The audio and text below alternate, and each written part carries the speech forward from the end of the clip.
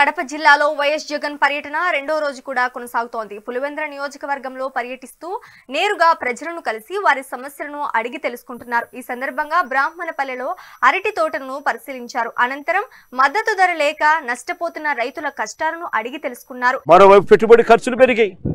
మరోవైపు చూస్తే రైతులకు పంట వేసే సమయంలో రైతుకు తోడుగా ఉంటూ రైతు భరోసాగా రైతును ఆదుకుంటూ పెట్టుబడికి సహాయంగా వైఎస్ఆర్సీపీ ప్రభుత్వ హయాంలో 13,500 రూపాయలు ప్రతి రైతుకు ఇస్తూ రైతు పంట వేసే సమయంలో పెట్టుబడికి సహాయంగా ఆ డబ్బులు ఇస్తూ క్రమం తప్పకుండా ఆ డబ్బులు పంట వేసే సమయంలో ఖచ్చితంగా ఖరీఫ్ మొదలయ్యే సమయంలో మే జూన్లోనే 7,500, మళ్ళీ పంట కోసే సమయంలో అక్టోబర్లో మరో 4,000 రూపాయలు, మళ్ళీ సంక్రాంతికి మరో 2,000 రూపాయలు, క్రమం తప్పకుండా 5,500 పంట కోసే సమయంలో క్రమం తప్పకుండా 13,500 రూపాయలు క్రమం తప్పకుండా ఇచ్చే పరిస్థితి మన ప్రభుత్వ హయాంలో ఉంటే, ఈ పెద్ద మనిషి చంద్రబాబు నాయుడు గారు అన్నదాత సుఖీభవ అని రైతు భరోసా ఇచ్చేది ఎగరగొట్టి అన్నదాత సుఖీభవ అన్నది పిఎం కిసాన్కు సంబంధం లేకుండా